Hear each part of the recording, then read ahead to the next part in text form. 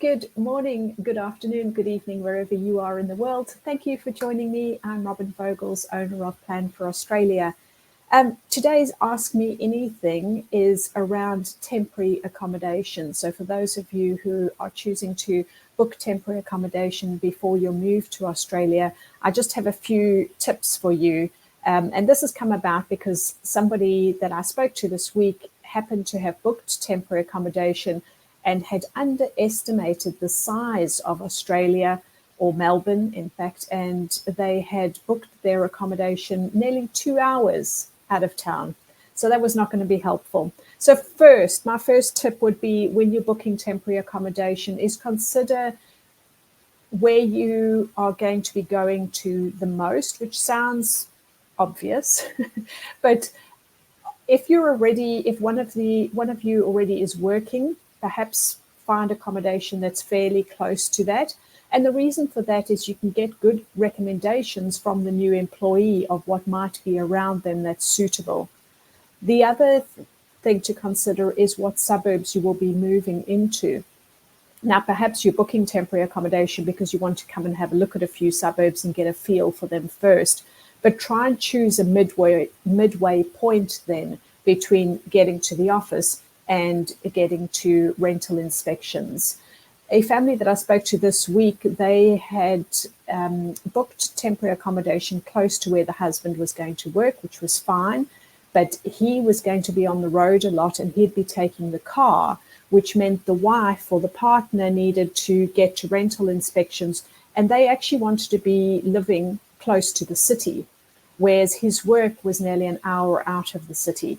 So she was going to be finding it very difficult to use public transport to get an hour out of the city into the city and then out to a rental inspection. So my best advice there was for them to perhaps hire a car.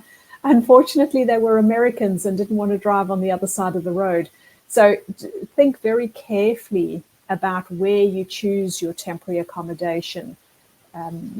And as always, try and make contact. If you're booking something on an Airbnb or you've seen something online, there are a lot of scams out there. So please get in contact with the people first. And don't forget that if you're booking a long-term temporary accommodation, so more than 28 nights, you should be able to get some sort of reduction in the price per night. So always reach out, whether it's a building of temporary accommodation, so your Quest apartments or your Punt Hill apartments, reach out and ask them for a long stay rate.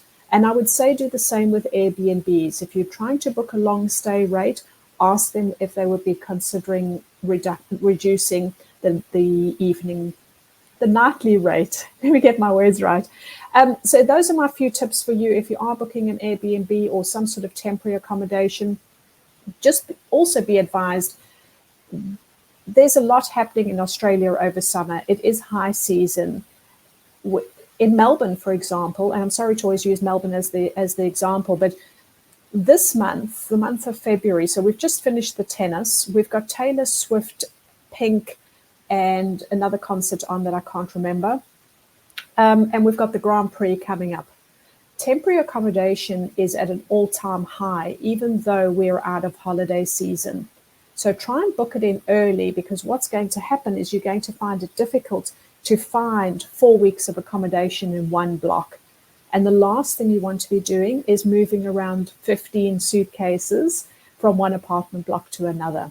So don't leave your temporary accommodation till too late. I do hope that's been helpful. Please, if you know of anybody else asking questions, or if you have a question for me, don't hesitate to put it in the comments below, or you can email me at info@personnelrelocations.com.au. Otherwise, just jump on our website. I look forward to speaking with you. Take care. Bye-bye.